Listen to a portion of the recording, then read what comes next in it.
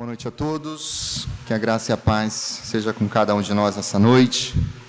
É um desafio para nós estarmos aqui reunidos, considerando que temos esse tema, que por si só já é bastante desafiador, mas aqueles que estão nos visitando também essa noite, saibam que estão participando de um momento que faz parte dessa igreja e que também tem relação com o ensino e o estudo da teologia por meio do polo da Escola de Teologia Charles Spurgeon aqui em Campo Grande. Nós estamos em nossas aulas magnas, nos preparando para retornar às atividades deste ano. E nós temos o desafio de pensar nesse tema ao longo de 3 preleções e também introduzir os alunos que estarão meditando e pensando e estudando ao longo desse primeiro módulo acerca da filosofia, ou uma introdução à filosofia a partir de uma perspectiva cristã. Se você nos visita essa noite, não tenha medo, nós tentaremos descer ao nível para que todos possam compreender. Mais uma orientação que é bastante útil, eu recebi ela há muito tempo atrás e talvez sirva para você também esta noite. E é uma ilustração que ajuda a pensar quando nós não temos compreensão de algumas coisas que são ditas. Se você se perder em alguma palavra, se você se perder em algum termo, fique com aquilo que você compreendeu claramente. As coisas mais simples que caírem essa noite ao seu coração, guarde elas e faça como o cachorro, que come primeiro a picanha e deixa o osso para roer depois. Então fique com aquilo que é mais fácil. Se você tiver alguma dificuldade, nós podemos também ao final conversar um pouco mais. Mas nessa noite nós temos que introduzir essa ideia da mente de Cristo pensando a respeito do Evangelho. E os nossos 3 encontros vão falar da mente de Cristo com 3 perspectivas diferentes, 3 visões diferentes. Em um primeiro momento nós vamos buscar a mente de Cristo no Evangelho e tentar entender como essa mente de Cristo no Evangelho nos leva a reconectar coisas que a nossa natureza caída, e especialmente o mundo moderno, fragmentou e separou. Os valores, os afetos e o pensamento. Nós precisamos trazer todas essas 3 coisas de volta para uma compreensão da mente cristã, sendo levada cativa a Cristo. Amanhã, pela manhã, nós continuaremos pensando a respeito da mente de Cristo em toda a Escritura, já indo em direção à elaboração de uma mentalidade, ou talvez de um início de uma filosofia cristã, e como ela deve ser elaborada, como nós podemos raciocinar e pensar como crentes em Cristo, olhando para toda a Escritura. Qual é o grande quadro de referência que o Senhor Deus nos dá através de toda a Bíblia? A mente de Cristo nas Escrituras. E à noite nós temos um desafio, que é pensar a respeito da mente de Cristo na igreja. E trabalhar um pouco daquilo que Kevin Van Hooser diz a respeito da teologia.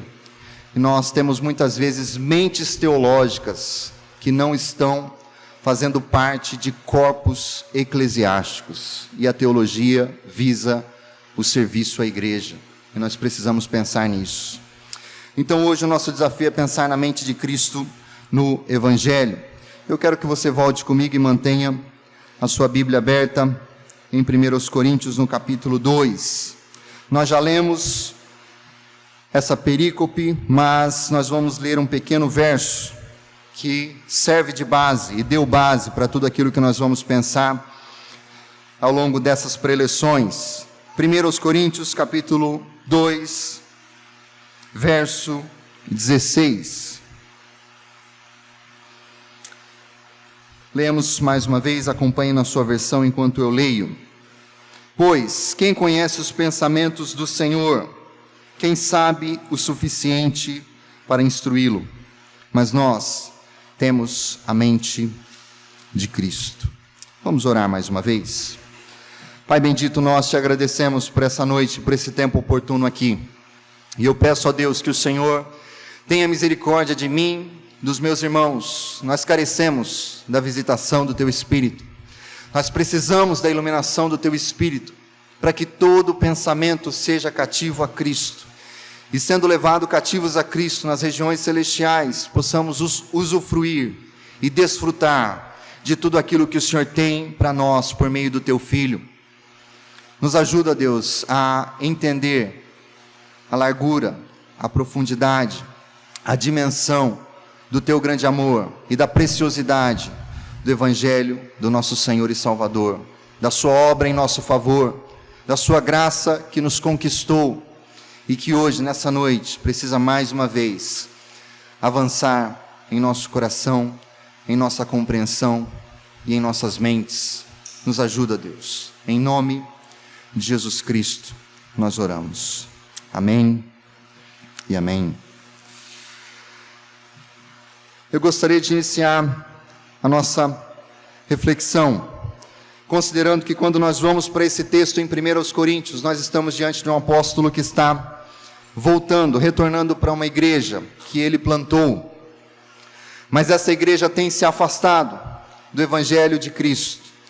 E a grande questão, a grande disputa que estava acontecendo no meio da igreja, é que o Evangelho já não era mais o fundamento daquilo que estava sendo pensado, raciocinado e considerado como elevado aos olhos dos coríntios. Eles estavam sendo seduzidos cada vez mais pelo estilo de vida que eles tinham antes, quando acompanhavam debates públicos e grandes mestres da filosofia ensinando.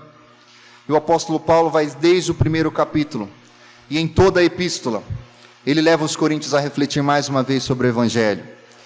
E esse é um grande alerta para nós. Talvez nós ouvimos o Evangelho e já pensamos, eu sei muito bem do que se trata, eu conheço essa mensagem.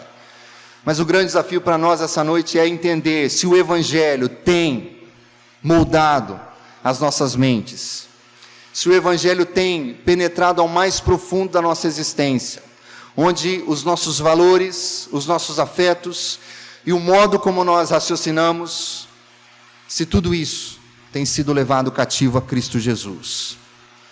E a resposta que eu posso dar, olhando para a nossa situação moderna, olhando para nossas igrejas, olhando para a nossa mentalidade atual, o grande desafio a essa questão que eu trago é dizer que muitas vezes nós estamos caminhando junto com o mundo, e nós estamos usando a nossa mente de uma forma que não agrada ao Senhor, e não estamos usufruindo da mente de Cristo que nos foi dada por meio desse Evangelho.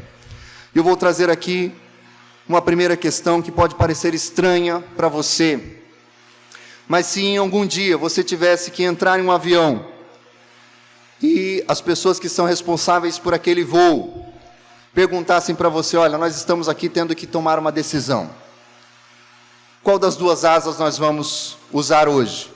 A da direita ou a da esquerda?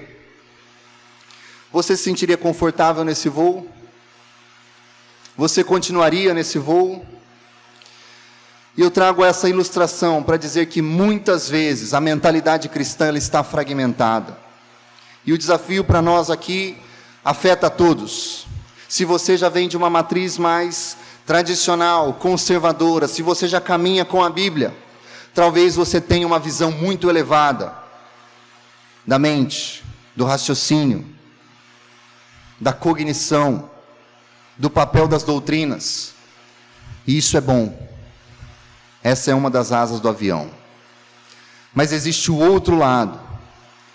E a outra asa que nós vamos tentar observar através desse estudo hoje envolve a dimensão dos nossos afetos. E nós vamos retornar para uma teologia bíblica que vem de Agostinho, é retirada da Bíblia, ela é desenvolvida pelos reformadores, por Calvino, por Lutero, que afirma que os nossos afetos mais profundos, se eles não foram cativos a Cristo, eles estão nos conduzindo para ídolos. E essa é a outra asa do nosso avião. Nós precisamos sim de doutrina, nós precisamos de cognição, nós precisamos de verdade, mas nós precisamos igualmente de um Evangelho que cative os nossos afetos, porque é a nossa mentalidade, é a nossa compreensão, junto com os nossos afetos, que vão produzir valores genuinamente cristãos, comportamentos genuinamente cristãos, atitudes e posturas genuinamente cristãs. E essas são as 3 ênfases que nós encontramos ao longo de toda a história do cristianismo: a cognição, a afetividade e a moralidade nunca estão separadas. E talvez o grande problema seja que em alguns momentos a igreja acaba pendendo para um lado ou para o outro, escolhendo uma dessas 3 coisas e não percebendo que ela está diante de um tripé. E eu trago aqui uma citação inicial de Paul Hiebert, e ele tem um livro que trata a respeito da transformação de cosmovisões. E ele vai dizer o seguinte: em nossa cosmovisão moderna, com sua ênfase na verdade cognitiva e sua separação da verdade dos sentimentos e da moral, em favor da objetividade, é importante lembrar que nas Escrituras, essas 3 dimensões, cognitiva, afetiva e moral, não são separadas. Elas estão presentes em cada experiência humana. Todas são centrais para a mensagem do Evangelho. E por isso nós temos o desafio de trazer aqui não somente esse texto de 1 Coríntios capítulo 2, verso 16, mas eu gostaria que você fosse agora comigo para Filipenses, no capítulo 2.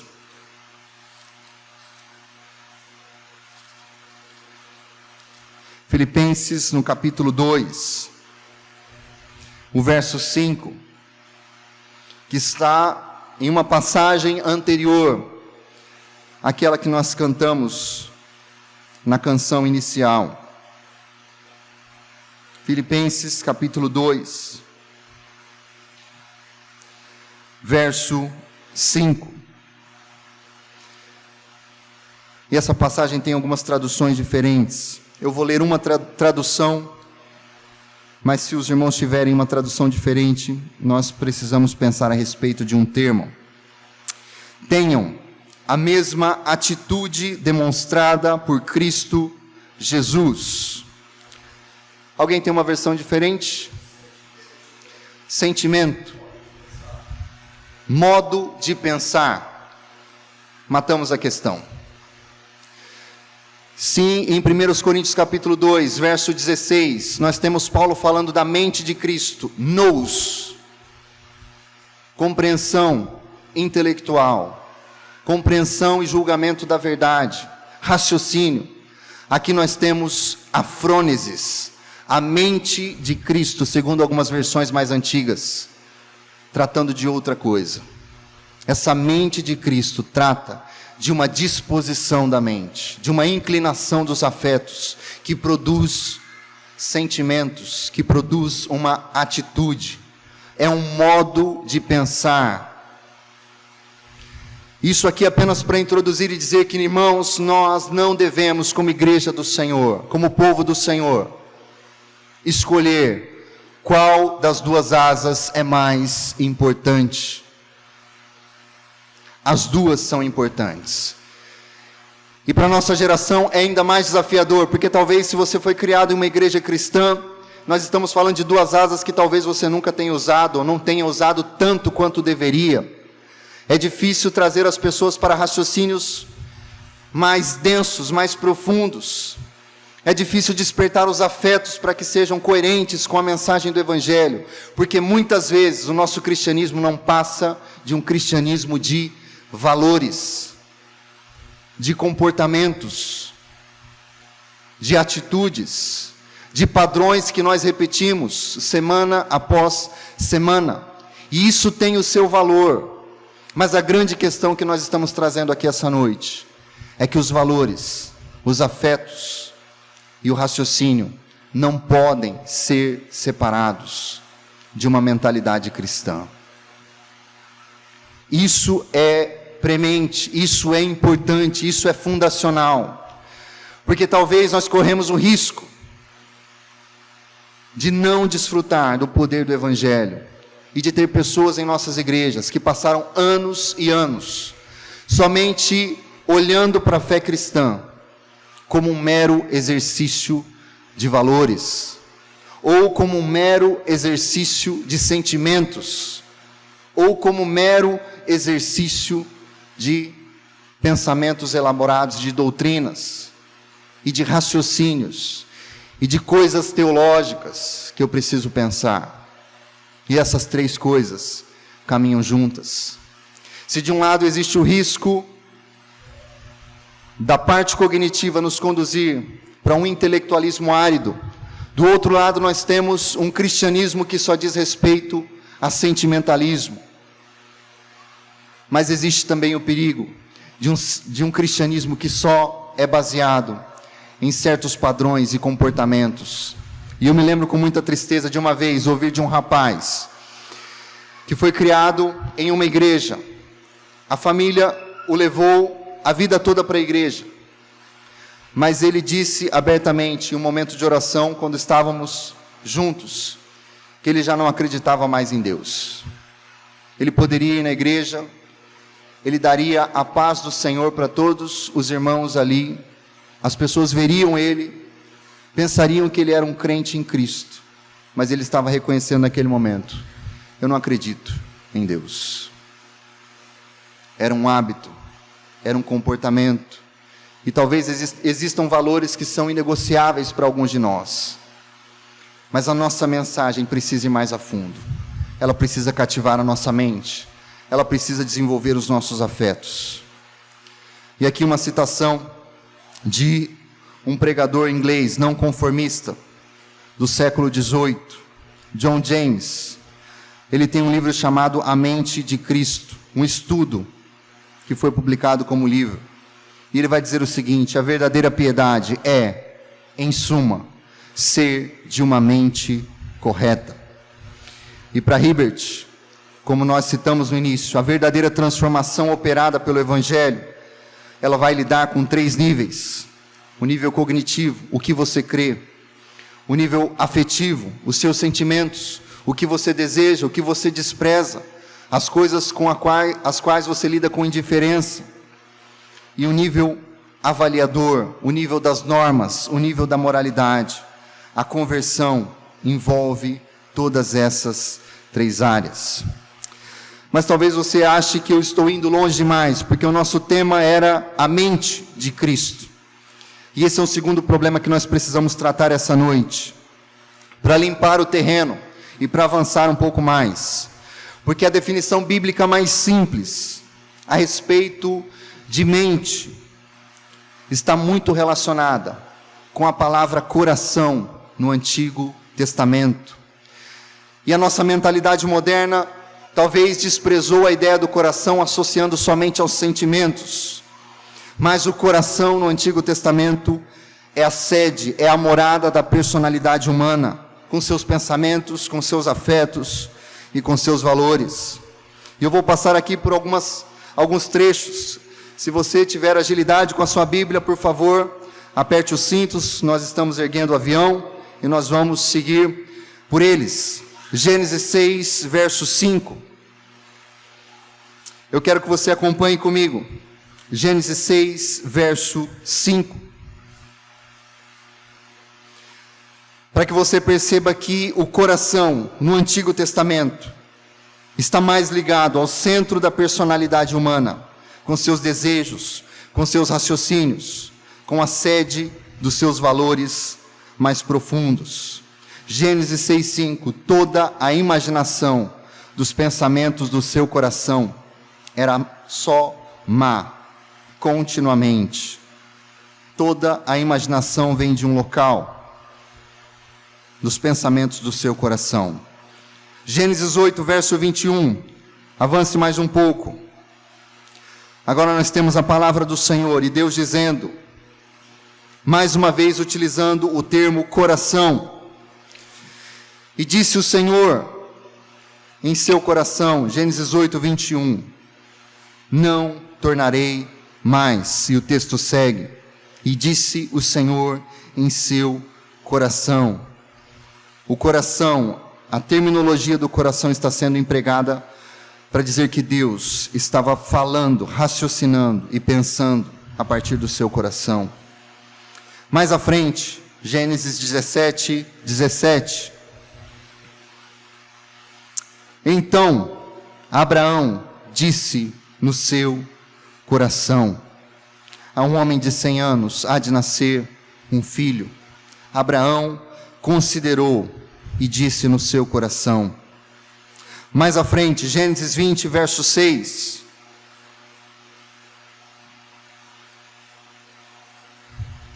Gênesis 20, verso 6. Bem sei eu que na sinceridade do teu coração fizeste isso. Caminhe mais um pouco agora para 1 Samuel, capítulo 2, verso 1.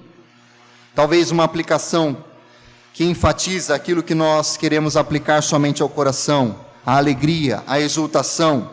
Mas como nós estamos vendo até aqui, o coração pensa, o coração imagina, o coração fala, o coração raciocina. E em 1 Samuel, capítulo 2, verso 1, nós temos essa declaração: o meu coração exulta no Senhor. Quantas passagens até aqui, para que houvesse uma citação dizendo que o coração também tem relação com os afetos, mas não somente isso. E se você seguir pelos Salmos, você encontrará várias passagens. No Salmo 4, nós temos o salmista falando de consultar o Senhor no travesseiro, utilizando o coração. No capítulo 7, nós temos o salmista dizendo: o meu escudo está com Deus, que salva os retos de coração. Valores estão associados ao coração.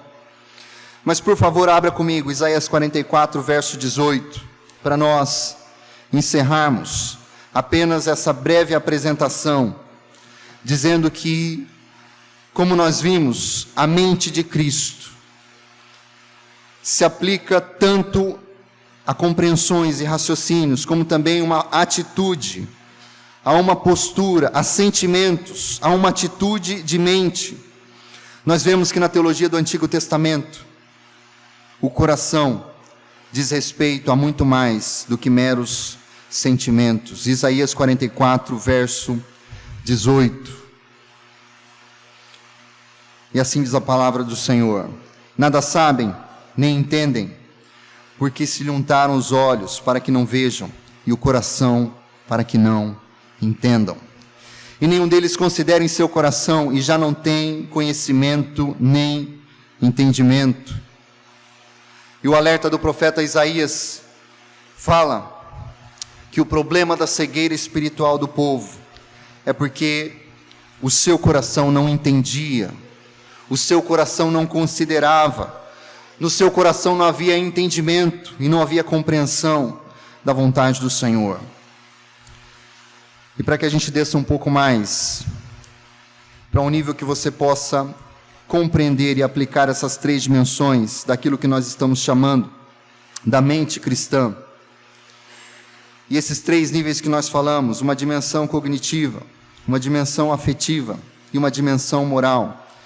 Eu quero que você pense comigo a respeito de 3 modos de reconhecer, talvez, o nosso próprio bairro, a nossa localidade, a nossa própria cidade. Eu não sei se você cresceu no interior como eu, mas em cidades pequenas é comum que você conheça muito bem a cidade, ou quase toda ela, ou as principais ruas. Mas se você é uma criança, dificilmente você vai saber o nome das ruas. Você sabe onde está o campo de futebol, você sabe onde está a casa dos seus amigos, talvez você conheça o nome de uma ou outra rua. E se passa alguém estranho e pergunta a respeito de um nome, de um endereço, muitas vezes a criança não sabe nem explicar, por mais que ela conheça aquilo como a palma da sua mão. Esse conhecimento não é falso, esse conhecimento não é enganoso, talvez seja um conhecimento muito mais afetivo, mas ele é verdadeiro. Mas ele é totalmente diferente de um conhecimento daquele que nós temos quando abrimos um mapa e vemos uma imagem a 3.000 metros de altura. E quem trabalha com a cartografia vai poder dizer o nome das ruas, o relevo, onde tem ou não tem asfalto, quais as condições daqueles terrenos. E essa é uma visão muito mais cognitiva. Mas existe também um terceiro conhecimento. Se você conhece o local como uma criança conhece, e como você conheceu, talvez o local onde você nasceu e se criou, existe um conhecimento que muitas vezes vinha da sua mãe e dizia: não passe por aquele lugar, tome cuidado, não ande por ali. E esse é um conhecimento de valores, por onde você anda. Alguns locais são melhores e são bons, outros são ruins. Você já desenvolve isso no seu dia a dia. Você sabe onde está um pouco melhor o trânsito, talvez, para ir para o seu trajeto. Aquele local é melhor. Você usa os seus valores para raciocinar. Aqui é bom, aqui é ruim. Mas esses três conhecimentos, eles não são inimigos uns dos outros. Muito pelo contrário. Eles deveriam juntamente se envolver. E quando nós estamos falando de uma mentalidade cristã, nós estamos lidando com essa fragmentação que muitas vezes acontece em nosso meio, porque essa fragmentação está presente desde o estado da queda, e os efeitos da queda acompanham todo o desenvolvimento da humanidade. E talvez você pergunte para mim: mas qual é o problema com a minha mente? Eu pensei que o meu cristianismo tinha a ver com vir e adorar ao Senhor, servir a Ele nos finais de semana, me envolver com as coisas de igreja, não fazer algumas coisas que eu sei que são erradas. Qual o problema com a minha mente? E as Escrituras vão apresentar para nós pelo menos 3 grandes problemas com essa mentalidade que é fragmentada, com essa mentalidade que não consegue muitas vezes raciocinar a partir da mente de Cristo. E o primeiro efeito são os efeitos do pecado atuando em nossos raciocínios. Os teólogos têm um termo difícil para isso: os efeitos noéticos da queda. Os efeitos do pecado que afetaram a nossa mentalidade, o nosso raciocínio. Você comete erros. O segundo problema é uma perda de referência. E essa perda de referência diz respeito ao fato de que nós, como criaturas caídas, o ser humano sem Deus, ele não pensa a partir de um ponto inicial, que é o ponto original da sua criação e da sua origem. Ele não pensa a partir de Deus, mas ele pensa a partir de si mesmo. E o terceiro problema com a nossa mente envolve uma transgressão ou uma violação pactual. Por seu pecado, o homem experimenta desorientação espiritual. Isso nos afeta o modo como nós pensamos. A mente está manchada pelo pecado. Isso nos afeta porque a partir do nosso raciocínio, ou a partir daquilo que nós pensamos, sendo nós mesmos o fundamento, nós estamos negando um ponto de referência muito claro nas Escrituras. O Deus que criou, o Deus que nos sustenta, Ele nos chama a olhar para o mundo e tudo aquilo que Ele fez e raciocinar a partir da sua palavra. E existe o terceiro problema: a mente que nós possuímos e a mente que nós herdamos dos nossos primeiros pais é uma mente que se coloca em oposição à mente que nos criou. Nós somos violadores da aliança da criação. E essa desorientação espiritual significa distanciamento da voz de Deus em todas essas áreas. Nessas 3 maneiras: raciocinamos mal, não temos um ponto de referência, não temos um relacionamento com a mente que nos criou, com o Deus que nos criou. Isso tudo foi perdido pelos primeiros pais. E a grande sensação aqui é a sensação, muitas vezes, de um deserto. E aqueles que estudam a parte de som, ou trabalham com o estudo da reverberação e do som, chegaram a uma descoberta de quanto menos som você tiver em um ambiente, mais desorientado você se encontra. E se você vai para um deserto, você vai experimentar uma desorientação ainda maior, se você não sabe ou não tem um mapa para te levar até a saída. Mas grande parte da desorientação em um deserto vem do fato de que não há reverberação. O som se propaga livremente e não há retorno. E você não consegue ter orientação. A sua voz se perde no nada. Isso é provado, inclusive, porque alguns que estudam isso acabam desenvolvendo salas com tratamento acústico para poderem testar equipamentos. E um dos grandes efeitos psicológicos quando você entra nessa sala é que você fica desorientado. Mas a voz de Deus, o falar de Deus, a direção de Deus, a mente de Deus, é rejeitada pelo ser humano após a queda. E o resultado disso tudo envolve aquilo que nós já falamos no início, uma teologia da idolatria. E em resumo, como diz Calvino, a nossa mente se torna uma fábrica de ídolos.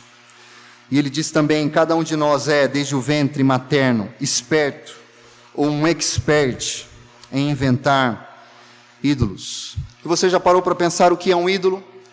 Se você tem estudado a respeito disso, você sabe muito bem que um ídolo não se trata de uma imagem que você elabora externamente para poder adorar.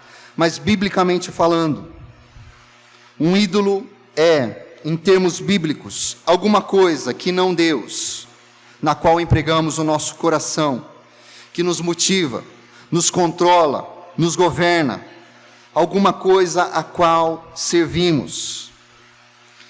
E um outro teólogo vai desenvolver um pouco mais isso, dizendo que toda sorte de coisas são ídolos em potencial, porque muitas vezes nós pensamos que ídolos são apenas coisas ruins, ou coisas que nos aprisionam, porque são viciantes. Mas na Bíblia nós podemos perceber e entender que todas as sortes de coisas, todos os tipos de coisas, inclusive as coisas boas, elas são ídolos em potencial. E para que elas se tornem um ídolo, isso só depende das atitudes e das ações e da mentalidade que nós oferecemos a essas coisas. A idolatria pode não envolver negações explícitas da existência de Deus ou do seu caráter, mas ela pode vir na forma de um afeto excessivo, algo que em si mesmo é perfeitamente lícito.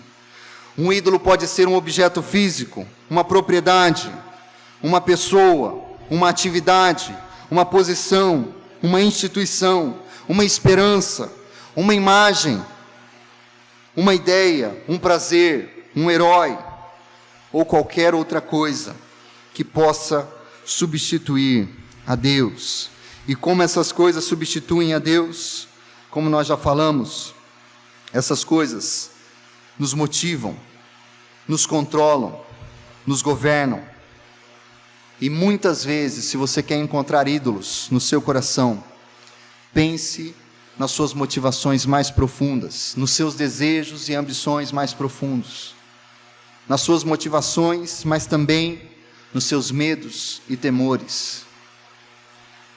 Porque quando você não encontra o Evangelho tratando essas coisas e te levando a entender e a lembrar que o Deus Todo-Poderoso, Ele deve ser temido, mas Ele também deve ser amado acima de todas as coisas, você provavelmente já está lidando com um ídolo. E o nosso problema envolve essa desconexão. A nossa mente está desconectada, a nossa mente está fragmentada. E um teólogo canadense chamado Stanford Reid, ele vai desenvolver que o cristianismo concebe antes da queda, antes da criação ser quebrada pela queda. No estado original, quando o homem estava em comunhão com Deus, havia uma unidade básica entre o homem e a natureza, entre o homem e o cosmos, entre o homem e a criação. Porque toda a natureza, na visão cristã, segundo Reid, não é fruto da atuação de forças cegas, mas tudo foi criado por Deus, e o homem foi estabelecido como um intérprete da criação. E esse mesmo homem deveria levar todo o universo à adoração. A responsabilidade é estabelecida, e tudo isso diz respeito a um pacto que foi feito com este primeiro homem. Se ele perseverasse em obediência, receberia a vida eterna. Mas se ele não perseverasse em obediência, experimentaria a destruição e a morte. Mas o pacto manteria o homem em unidade plena com Deus e com a natureza criada. Mas é exatamente na queda em Gênesis, no capítulo 3, que nós percebemos que com a vinda do pecado, e o pecado é a falta de conformidade com a lei de Deus. O pecado não é o desejo de transgredir a lei de Deus. Muitas vezes nós confundimos isso, mas é qualquer falta de conformidade e transgressão com a lei de Deus. Isso é muito mais sério, porque mesmo não querendo, nós podemos pecar. Mas com a vinda do pecado e com a transgressão da lei, o homem passa a caminhar de forma independente do Deus soberano que o criou e segue os seus caminhos. E aqui mais um ponto interessante para nós, porque não há nesse homem uma mudança de natureza. Ele é o mesmo homem criado. Não é uma mudança física, ou para usar um outro termo da filosofia, não é uma mudança metafísica que acontece, mas é uma mudança ética.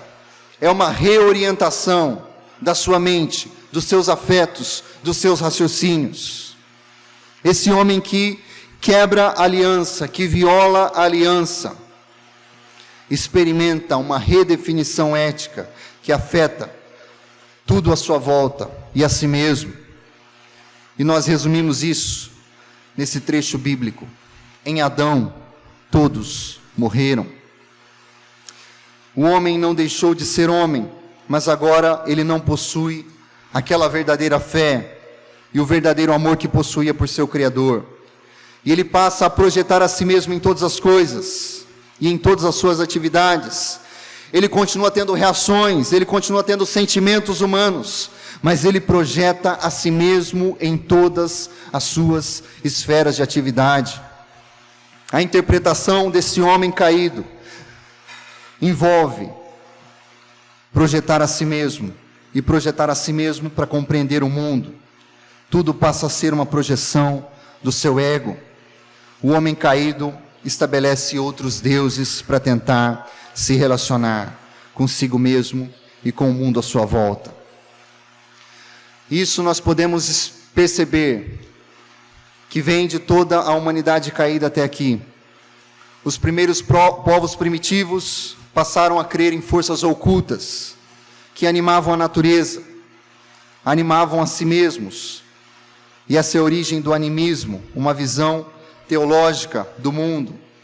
Outros povos inventaram deuses, deram nomes a esses deuses, e surgiu o politeísmo.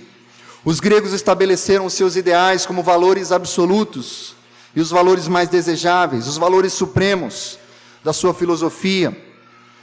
Mas a filosofia e a religião moderna creem, muitas vezes, que a psicologia, a biologia, a física podem interpretar a natureza sem Deus. Em todos esses casos, o ponto fundamental que molda a mentalidade humana é que o homem não raciocina mais a partir de Deus para interpretar a si mesmo e o universo, mas ele se ancora em outros pontos finitos, e ele transforma esses aspectos da criação finitos em outros deuses, e raciocina a partir desses deuses.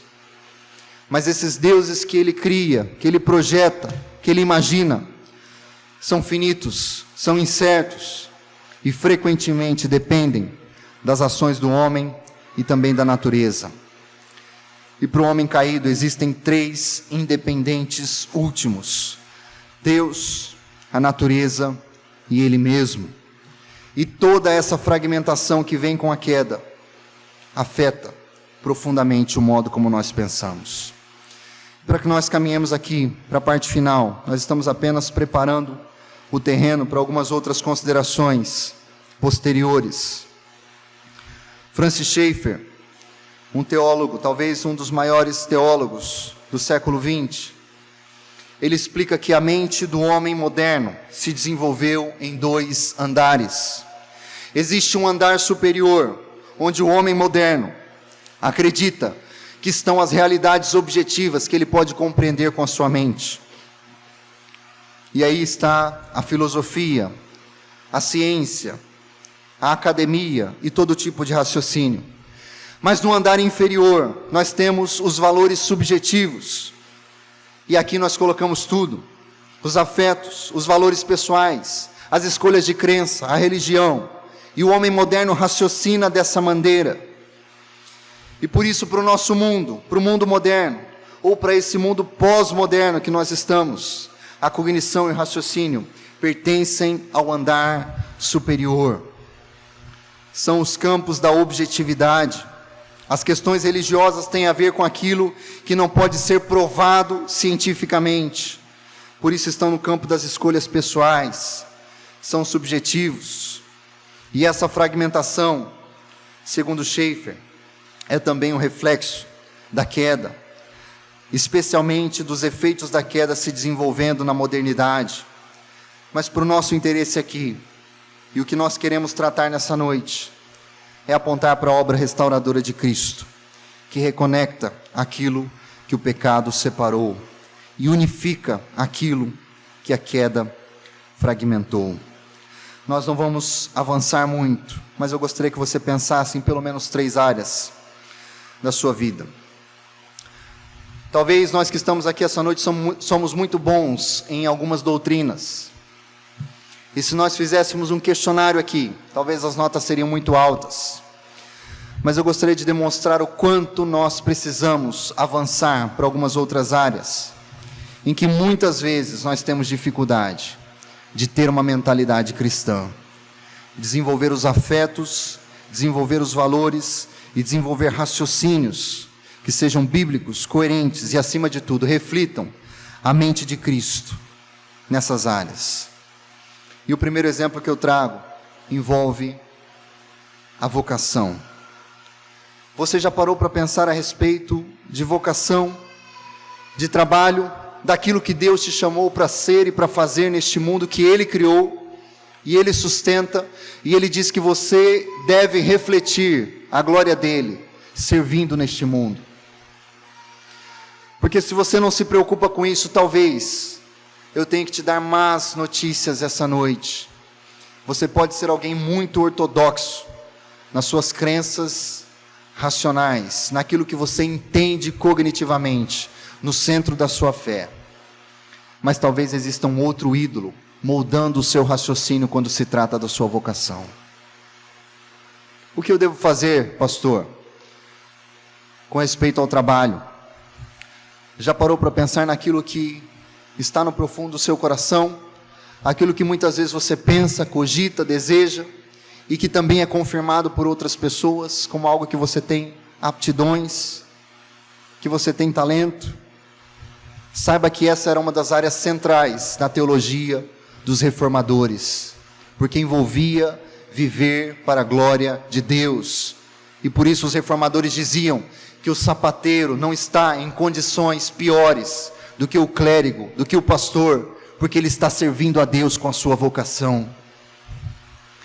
Mas se talvez você venha à igreja todas as semanas, você confessa o Deus Trino, você tem as doutrinas corretas na sua cabeça, mas quando se trata de trabalho e de vocação, você vai simplesmente escolher aquilo que vai te dar mais dinheiro, mais estabilidade, mais segurança, uma vida de classe média.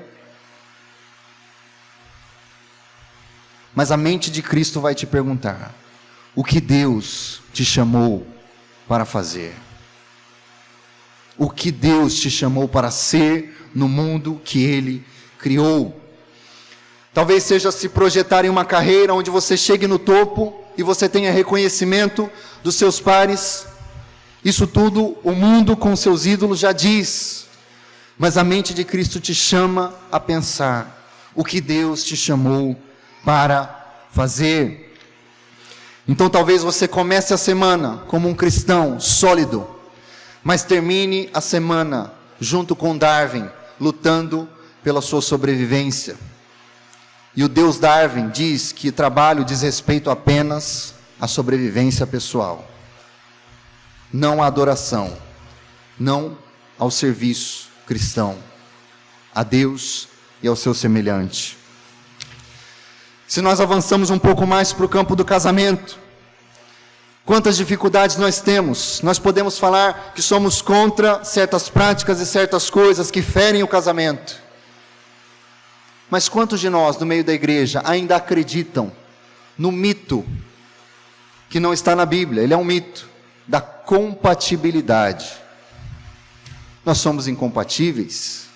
Eu estou esperando aquele príncipe encantado, aquela pessoa que virá me resgatar no meu claustro, na minha torre, será totalmente compatível comigo?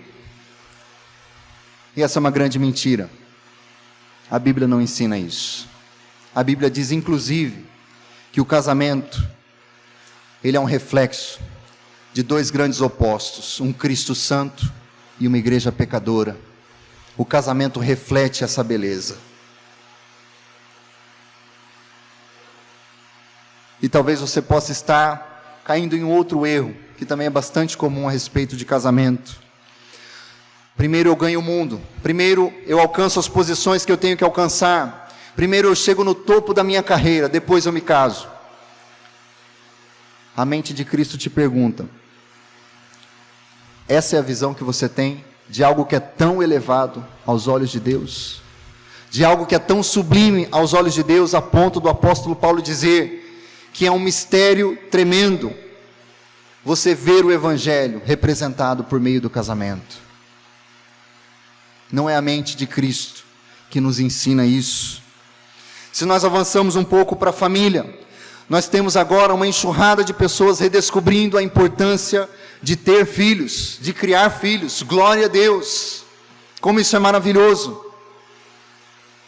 Alguns anos atrás, nós víamos que era quase um pecado ou um crime ter 2 ou 3 filhos. 2, se for um menino e uma menina, melhor ainda, uma família perfeita.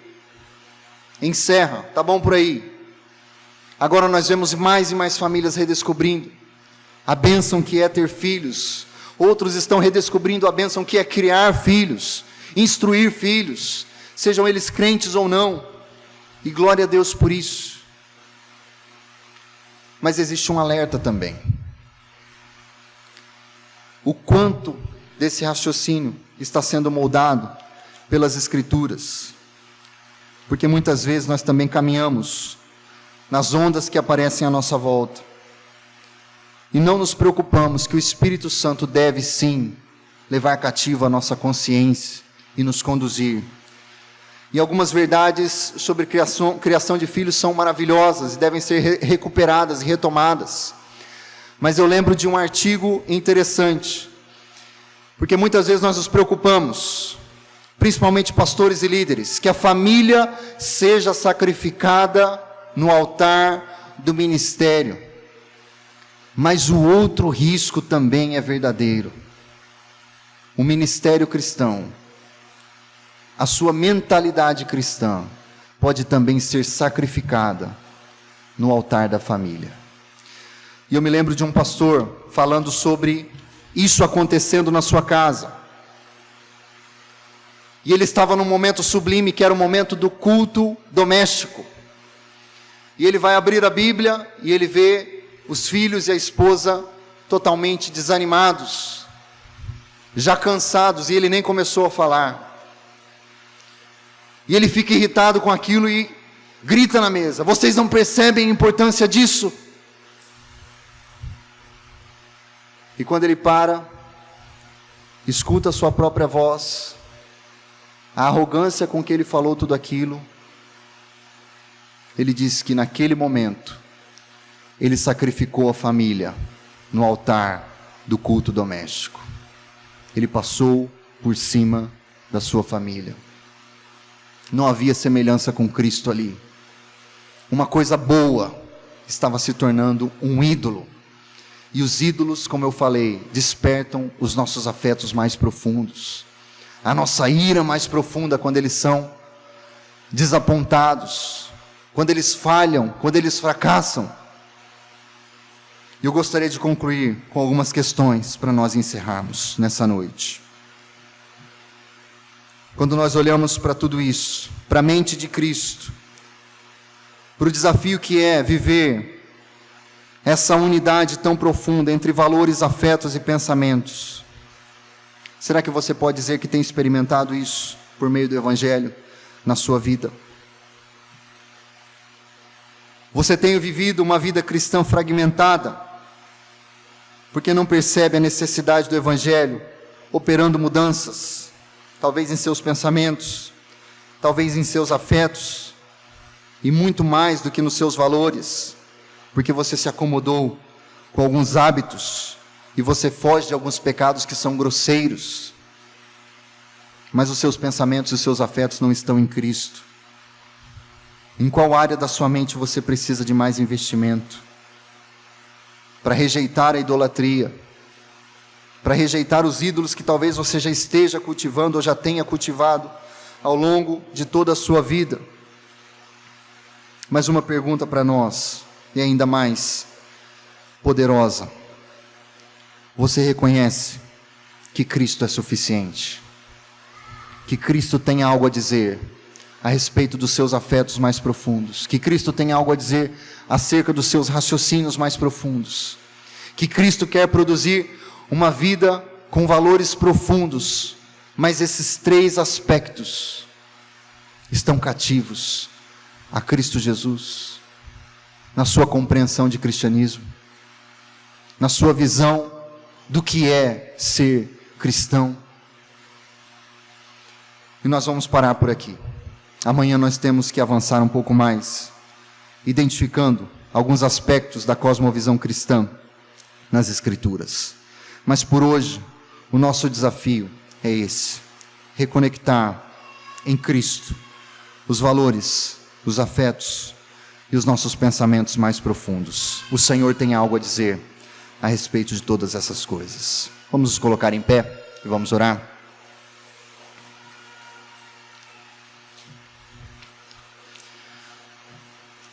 Pai bendito, nós te agradecemos essa noite, porque estamos aqui, diante da Tua Palavra, diante daquilo que o Senhor diz para nós, e nos chama a pensar e a considerar, a respeito da mente de Cristo, que envolve os nossos pensamentos, mas também a disposição e os sentimentos, ou a disposição da mente de Cristo, que molda o modo como lidamos com todas as coisas à nossa volta.